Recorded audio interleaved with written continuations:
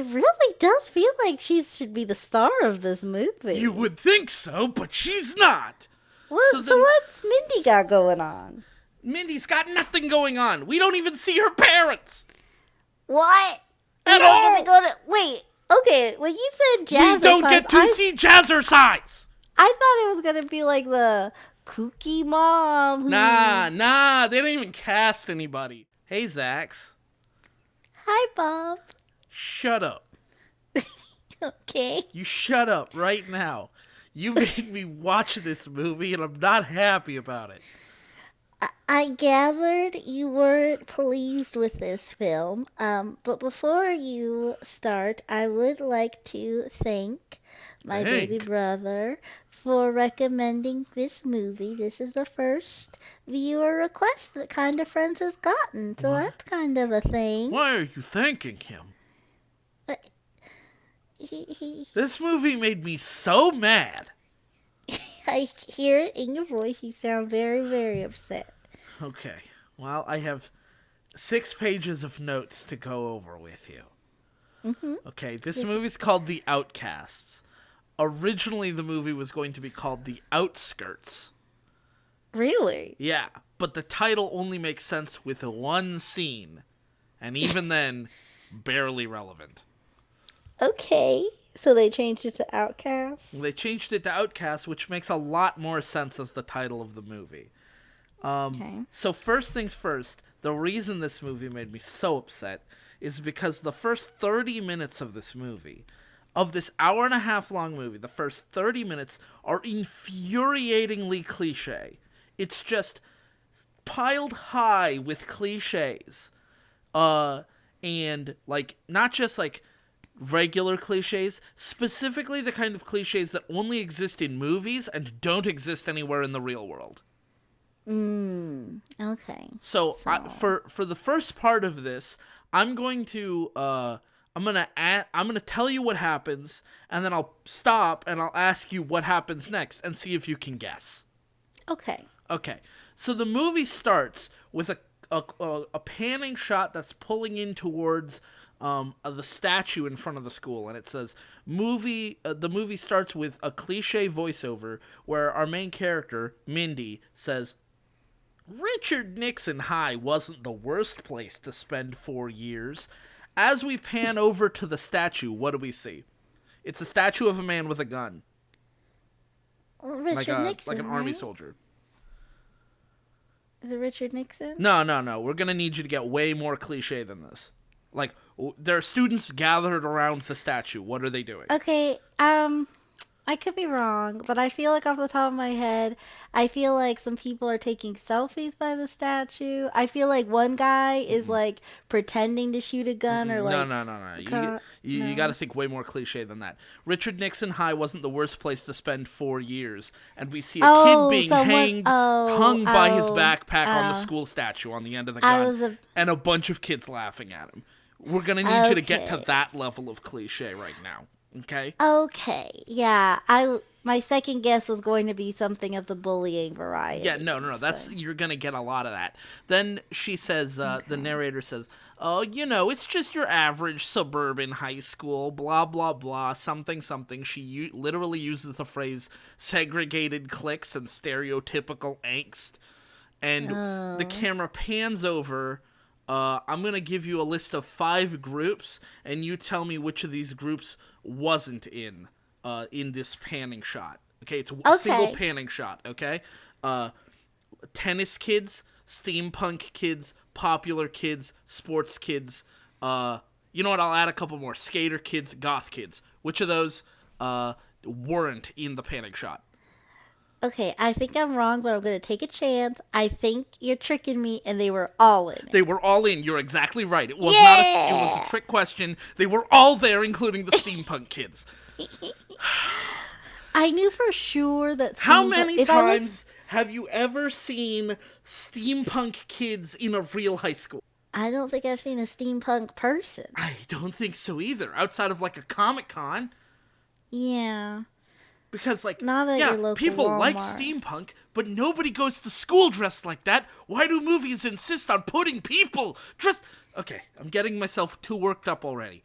So then Yeah. they pan over to a group of very, very pretty looking people, beautiful, hot people. Mm-hmm. These are some of the oldest teenagers I've ever seen. They're all standing there looking hot, and the narrator says, you actually accurately guessed this when I was yelling Oh, at you on the phone earlier. right. A quick, then let me just say this piece because I don't want to lose this victory. So, in the middle of watching this film to prep, Bob called and was very, very upset and distraught. I said if it was too much, we didn't need to go on. He's a trooper, I said so I that's was too nice. far in. Yeah.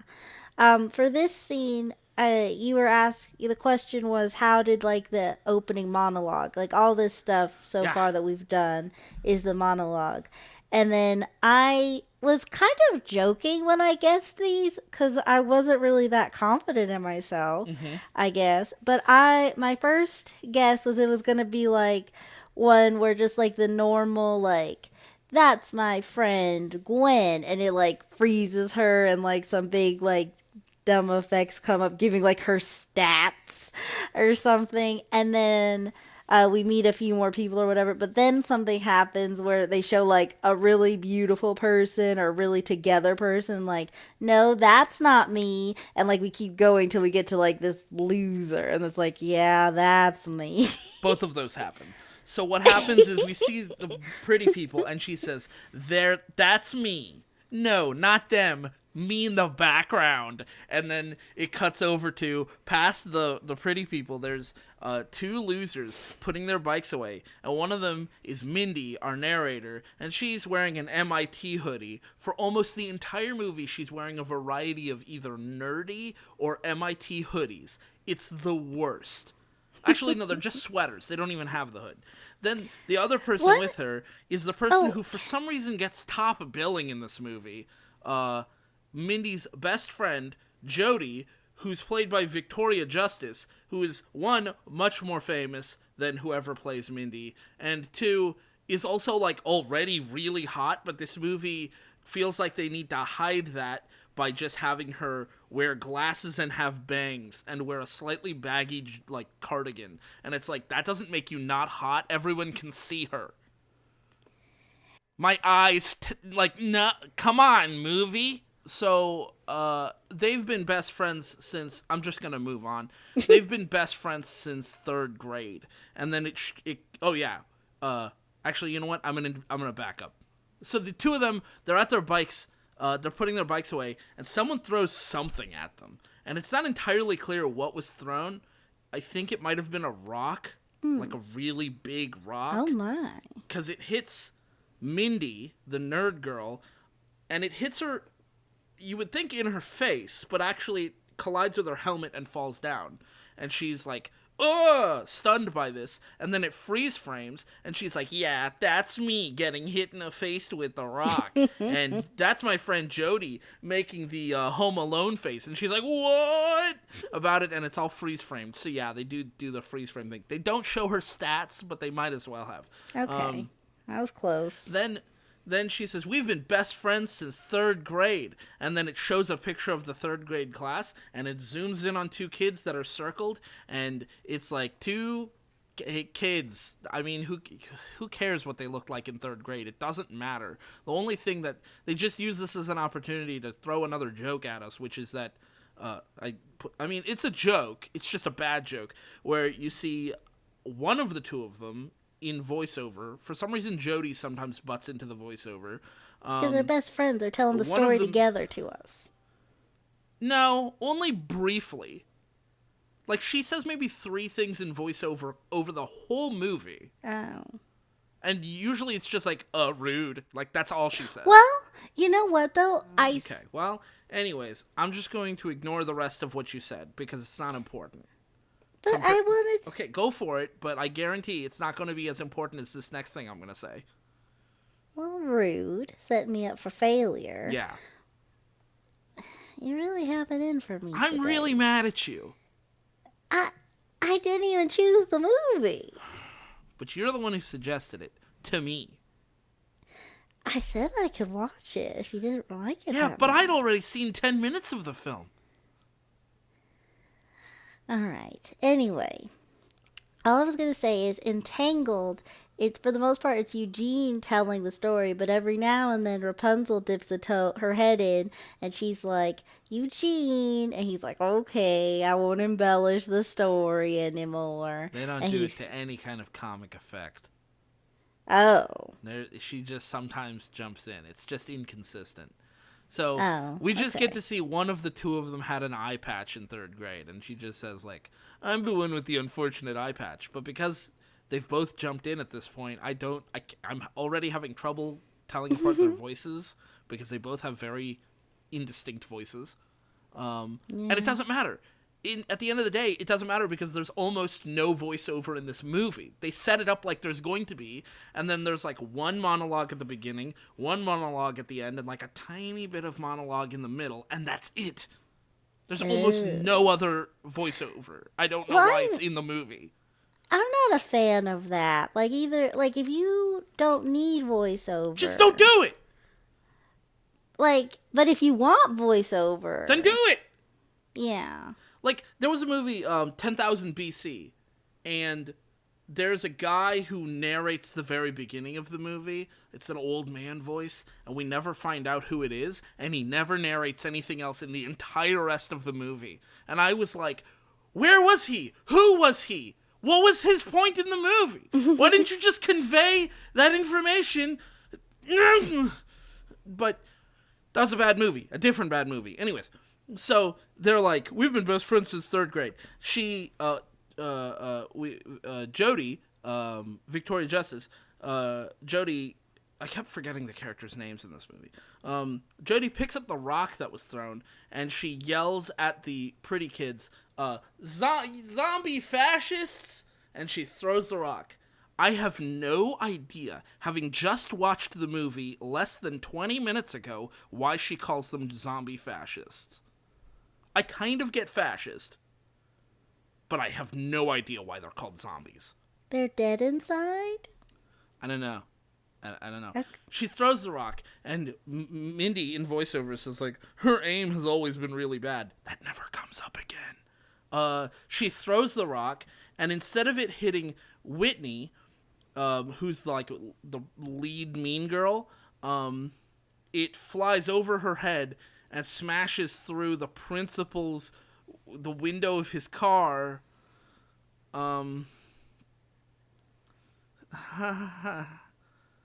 What kind of okay, here's a question. I've Which kind of cliche principle are we dealing with this time? Take a guess. See, I've already narrowed it down to 3. I don't know which type we got. Do we have like Here, tell you what. You name 3, and if it's one of the 3, I will eliminate one of them. Okay. I feel like it's either just like the sad, like droopy dog principle, where like just like he gets things thrown through Yeah, his sure, window, yeah. that Or guy. Or I feel like it's like the principal who's really into like the popular kids and the sports teams and stuff, and it's just like Mhm. that. or I think the third type is just like the really inappropriate principal. Like they just I know what you harass. mean. Okay. Yeah. It's not the first one. It's not droopy dog principle. Which of the other Okay. two is it?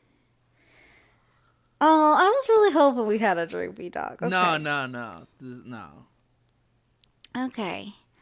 I think I'm gonna say we get. She said Victoria Justice called them zombie fascists, so I feel like they're definitely going for like a lol random type of humor.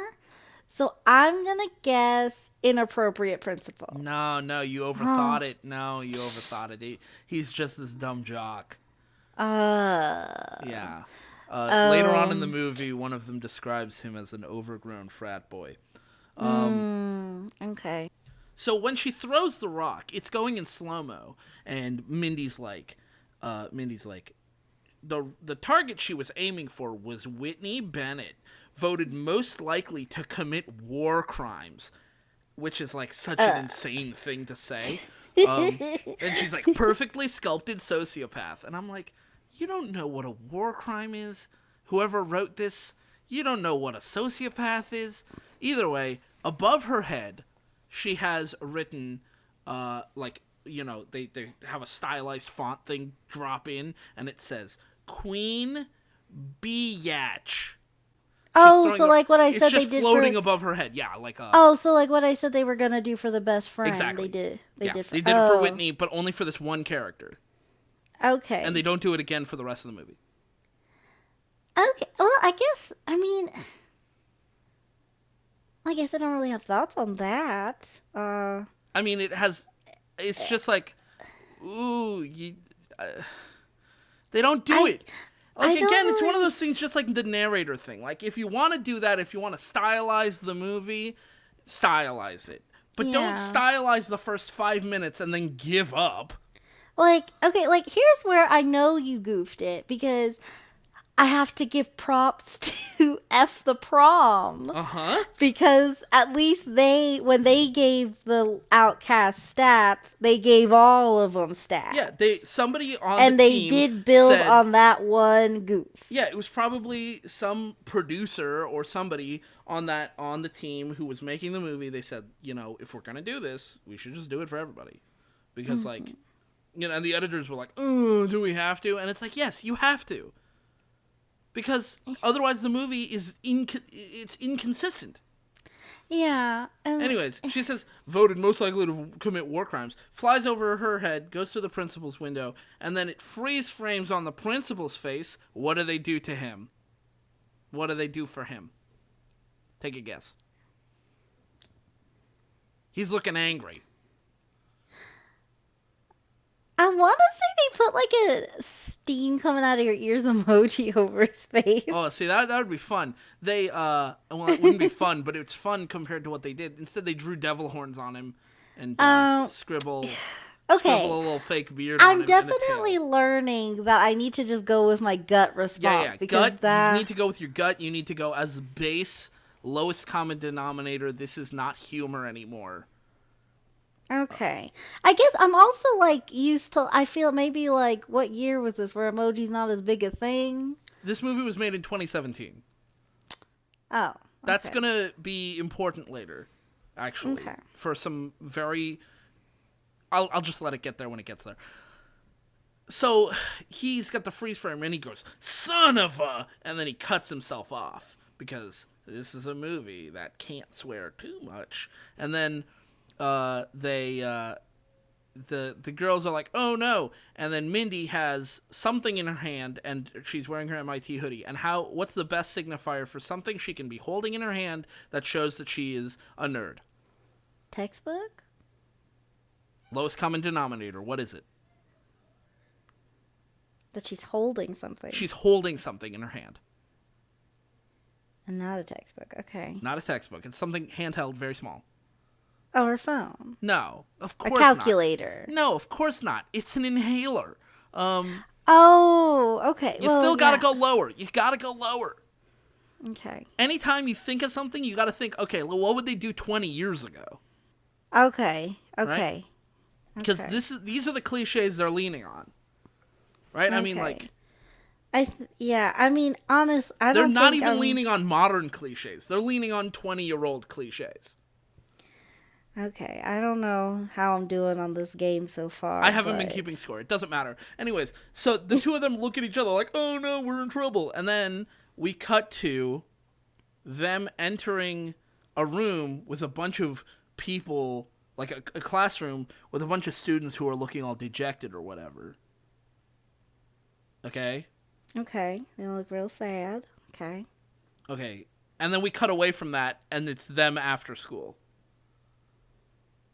Oh, like when? Like the amount of time I spent saying the sentence and then waiting for your response was longer than the amount of time they spent showing us where they were. Okay. Because that was detention. And they don't show us any of detention. They just show us them walking in. We don't see any of their school day. We cut directly from them throwing a rock to them entering the room for detention, and then blink and you'll miss it. Now they're out of detention. They're walking back to their bikes. Oh, that's weird. Yeah, it's like the cutting is so abrupt. It's like I guess the first time I saw it, and I had to rewind to start taking notes because originally I wasn't going to take notes, and then I was like, "This is way too jam packed in the first 5 minutes for me to not take notes." I went back and I realized that I had actually missed that because it's so quick. There's not a line of dialogue. There isn't a musical sting. I must have like looked down at my phone and looked back up and missed that they went to detention. That's how quickly it goes by. Which is like just not good conveyance. I don't know what's going on in the movie if you're going to move along that fast. It is interesting because, like, on one hand, you want to get people invested in your movie. Uh-huh. But the way they're playing it is a little risky. Because, like, as someone who watches a lot of these movies, that's the type of scene that could make or break it in my 10-minute ruling of the movie. Yeah, they decided not to even go with a scene. I imagine they probably did shoot a scene because, knowing what I know now, some of the kids that are in detention are kids who become important later.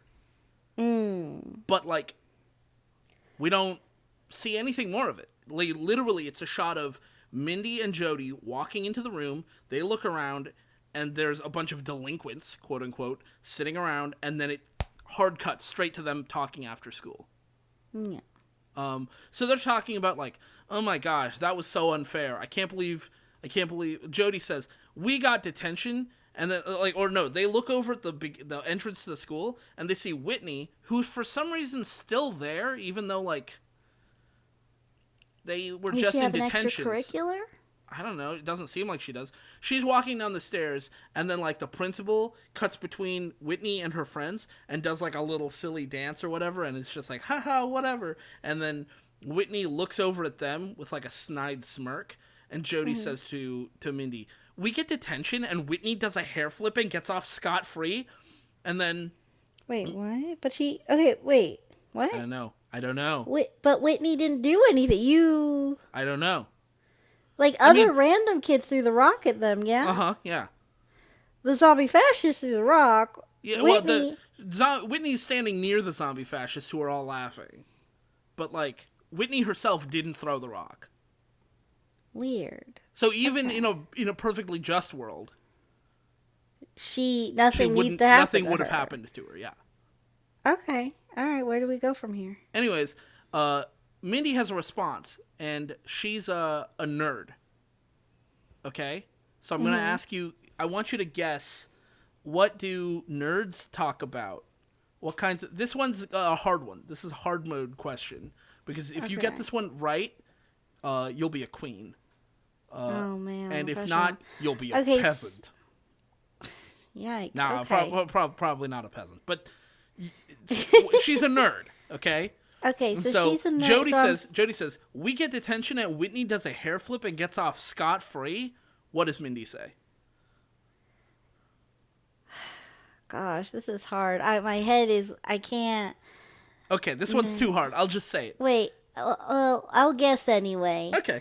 Just for the fun of it all. I do like this game. I think if this was a game show, it would be a very low-scoring game show, but when you get it right, it is so satisfying.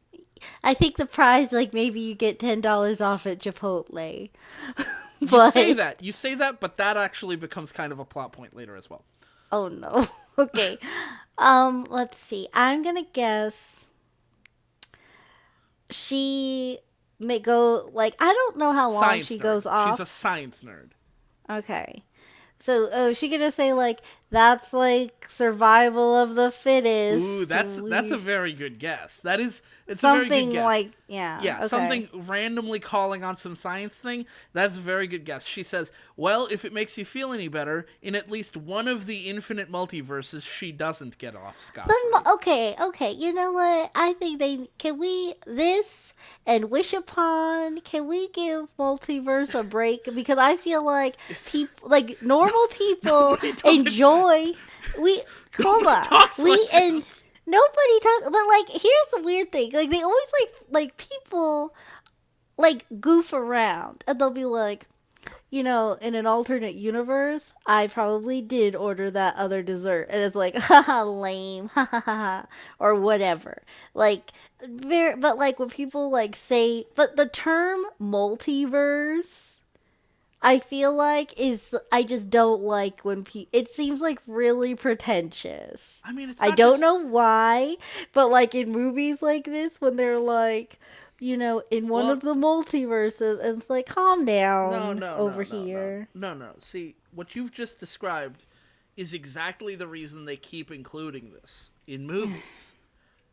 There's people like you who think it's pretentious. And Okay. and the people writing these movies are like, Eureka, that makes our character seem smart. Which it doesn't. It doesn't make them seem smart. It makes them sound like they've just heard the term multiverse, just like the writers of this movie. It's like, Do you know how much theoretical physicists and scientists actually bring up the multiverse in their like normal conversations? Never. They never talk about it because it's not important to your daily life. like, It's just I- not. okay. I think it's so weird. I mean, it would be like if you heard like a mathematician constantly talking about long division. Like it's a thing. They understand it. That doesn't mean they need to bring it up all that.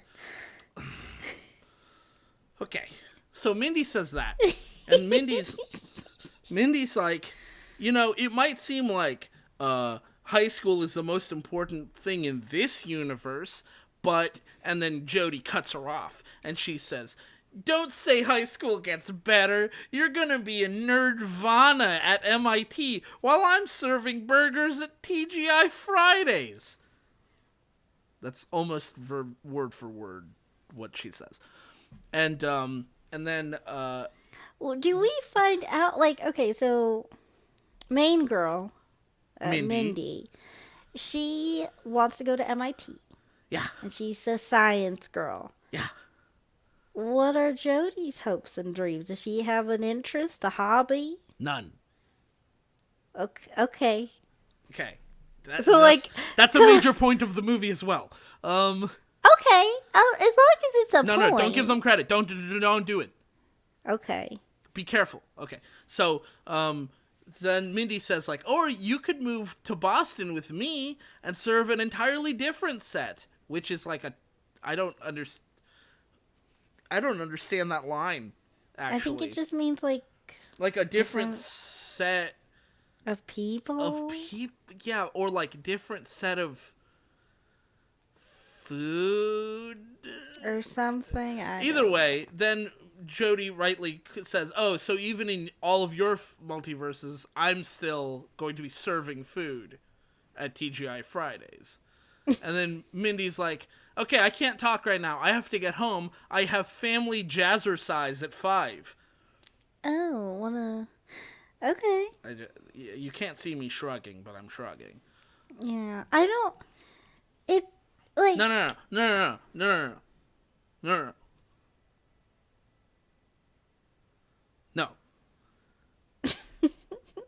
Okay, so Jody, we cut now to Jody at home.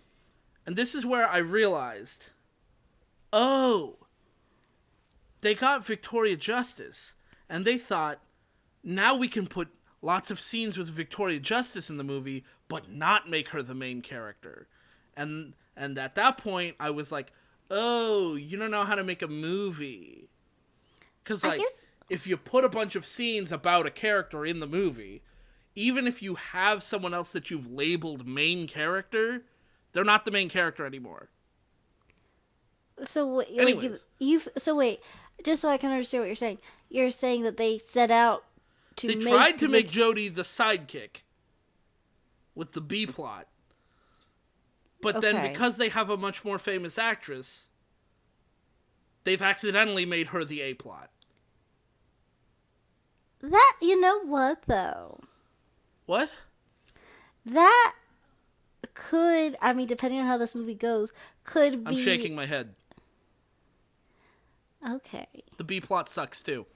So Well, no, I was just gonna say it could be intentional. Like there's an anime. Oh, what's it called? I want to say I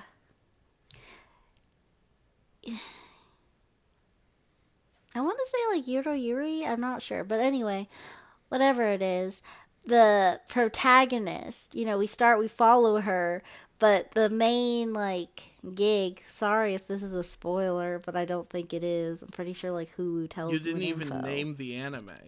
properly.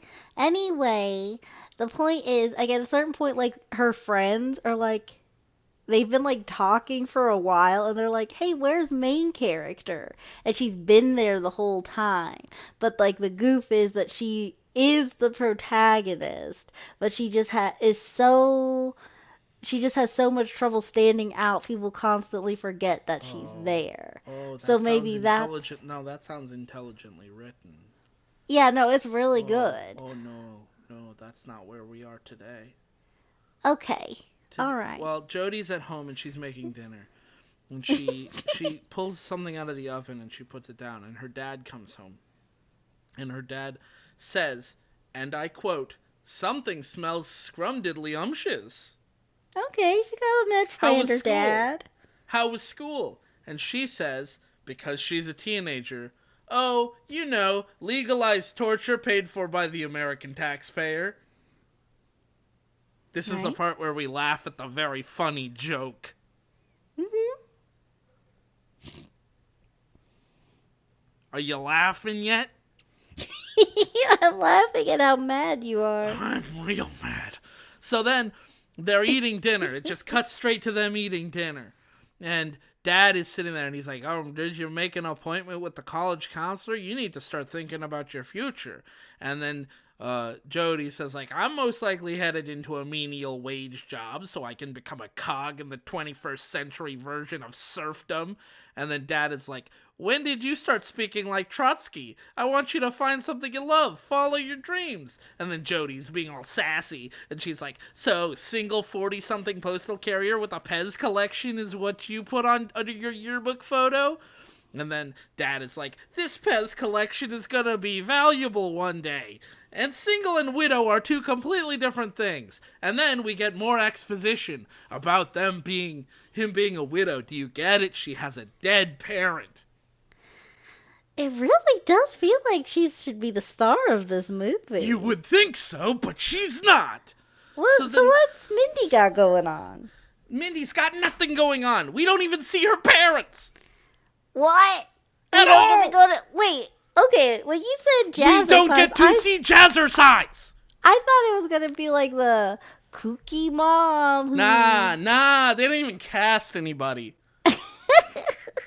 Okay, I don't even mean there were extras in the background. I mean they don't exist.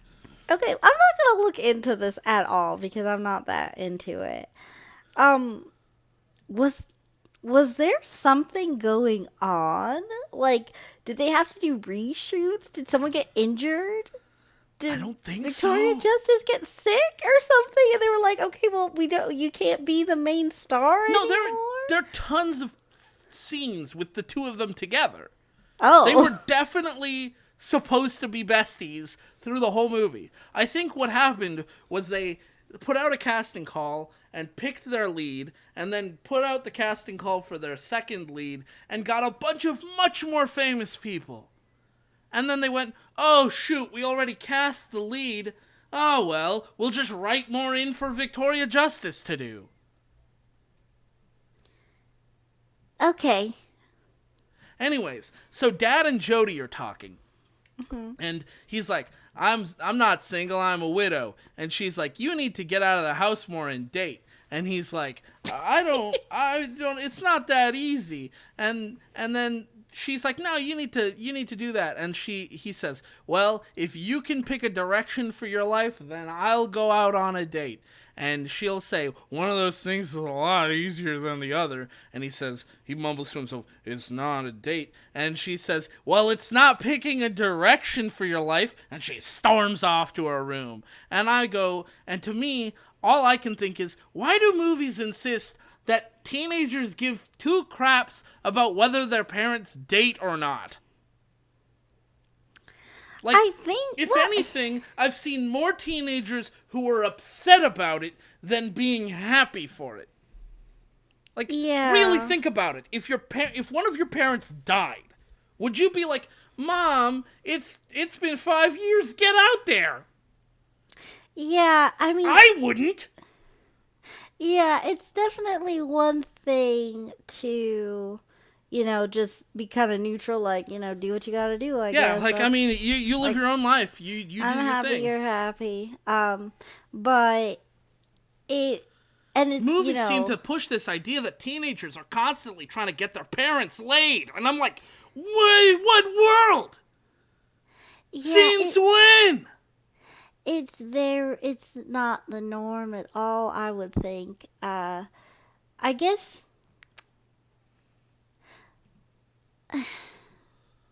Yeah, no. I'm just gonna say no. So then Jody goes to her room. We're still not done talking about Jody. She goes to her room and she sits down in front of her computer. And I kid you not. Okay, this isn't necessarily gonna mean anything to you. Okay. Until I send you a picture, and then you'll go, huh? She sits down in front of her computer, which, remember, this movie was made in 2017. Right. Her computer is, and I'm putting this in muted voice, an iMac G3. Oh, my! She has an iMac G3. Where is she from? The kind that they started selling in 1998 and stopped selling in 2003. But she has an iMac G3, and the movie pretends like that's a totally normal computer for a teenager to have in the year of our Lord 2017. So is this then the kind of movie where it's just like we're shooting in an abandoned prop closet? I guess. I mean, like, if they had played it like, come on, computer, load, oh, I wish we could afford a better computer, then I'd be like, okay, fine. It's a little played out, but fine. But no, they just play it like this is a completely normal thing for an 18-year-old to have, again, in 2017. That does make me wonder, like, how old was she when they got this computer? When I don't know.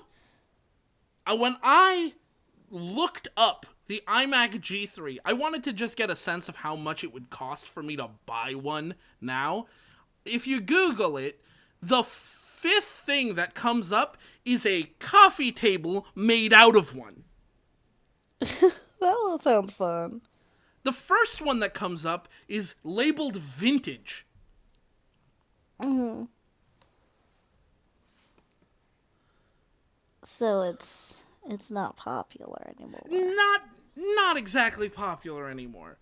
She even has one of the original mouses. I don't... And it's like, why? Like... She took really good care of it. I guess. Anyways, she sits down with a guitar, and this is where we discover, she does have a hobby and a passion, but she hasn't told anyone. Even though in the background of the shot, you can see she's got a keyboard sitting right there, but her dad doesn't know what she wants to do. Oh, right, we're in Jody's room. Yes, in Jody's room, yes. Okay. So she sits down... Well, that makes sense, maybe, if she's like a poor widow. She's not poor. Oh. Like, their house is fine. She's got lots of stuff in her room. Oh. It's a nice guitar she has, and also a nice keyboard. The only thing that's a blast from the past, for some reason, is this stupid computer. Oh. Well. Okay.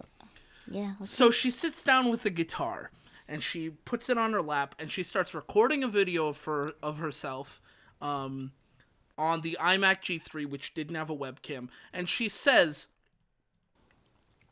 "Oh my god, I have the quote written down here." She says, "I hope you enjoy this." I only have the back half of the quote written down. She says, "I hope you enjoy this, and by you, I mean me, because I'd rather admit that Taylor Swift's music has touched my cold, dark heart than show this to anybody. It's called Suburbageddon." And she's posting it to YouTube? No, she's not posting it anywhere. She's recording it for herself. Weird. I never understand why people do that. No. People don't do that. Human beings don't do that. In movies they do, but in real life, they don't do that. No, it's something, you just record yourself so you can... Like, have you ever, thought, oh, I like hearing the sound of my own voice saying this phrase. And then you thought, I'm going to record myself saying the phrase so that I can hear myself say the phrase. Or did you come to the much more reasonable conclusion, I have constant access to my own vocal cords, I can just say it whenever I want? Okay, so, the point is, Jody has a dream. No, she claims not to. It's never even crossed her mind that music might be a dream. Oh, she's one of those people? Well, don't worry. It won't matter.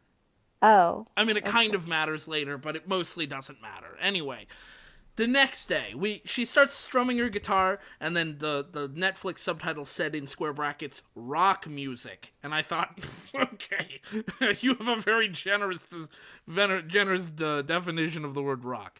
And then the next day, it's science class, and now we're getting back to Mindy. We are done for a while with the narration. Science teacher says, hey, Mindy, could you stick around here? Talk to me for a minute? Actually, he says for a nanosecond, because he's a scienceman. And Mindy stays, and she says, oh no, did my photospectrometer not work? And he says, no, it's nothing like that. I talked to my alumni friend at MIT, and she set up an interview with you to get there. And Mindy's like, oh boy, this is great. And then they say a bunch of generic nerdy things. It's like back and forth. They say some metaphor about, chemistry. It's so bad. And then this is where my note-taking started, my fingers started to fail me. And eventually, science teacher gets to this point where he tells her, you gotta go meet new people. And she says, quote, in my experience, meeting new people usually leads to relentless mockery by said people. And I wanted to scream at this point. But I didn't. Okay. I didn't scream. Good for you. But then he says something to the effect of that's pretty pessimistic. You should give people a chance. They can often surprise you. And then she, being a nerdy character who only talks like this for the beginning of the film, says, that is a point worth considering, Mr. Samuels. And I'm in retrospect, it's so obvious that whoever wrote this movie wrote the first part of the movie, and then maybe someone else wrote the back 2/3 of it, or maybe the person who wrote this first part was just pitching it to studios or whoever on the basis of this, and some idiot thought this was good, and then they ran out of steam partway through and were like, I can't write like this forever, and they started writing more naturalistically later on. But even then, it's still not a great movie. It's just that this part of the movie is extremely generic. Okay. Thoughts on what I've told you so far? We are less than 10 minutes in. What? Yeah. No. Yeah, we're less than 10 minutes in. Don't worry. The rest of this movie, it just screams on by. That's why it took me 3 hours to watch it. Oh my gosh. Okay. My thoughts so far, would be, oh my gosh, I'm just thrown for a loop. That was only... Yeah, I should have said that after I asked for your thoughts. That was my mistake. I will admit that. Oh my goodness. But I get, although I guess it makes sense because we're right on the cusp of having something that matters. No, we're not, actually. Oh, Still not there. no. Oh, I forgot to mention something. It wouldn't be a Kind of Friends video if I didn't say this. So when she throws the rock through the window of the guy's car, in the voiceover she says, "That was the rock that started a revolution." And I completely disagree with that sentiment. You don't feel like a revolution takes place? Oh no, a revolution definitely takes place. Okay. But the rock has nothing to do with it.